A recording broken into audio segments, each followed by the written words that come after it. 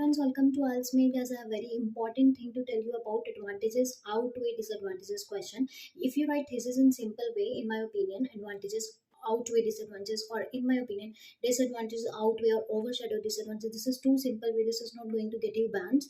So if you want to write it in very influential way, impressive manner, I have a very good thesis line for you. I have many, but I will tell only one in this video. If you subscribe this channel and comment me, then I will tell you more ways. So this is disadvantages certainly seem exiguous when compared with advantages. Means disadvantages are less. So for less we will use this synonym exiguous or meager. Disadvantages certainly seem exiguous. Exiguous. So if disadvantages are less, then we'll say disadvantages seem exiguous when compared with merits. And please subscribe this channel if you want more synonyms or more thesis, very influential ways of thesis.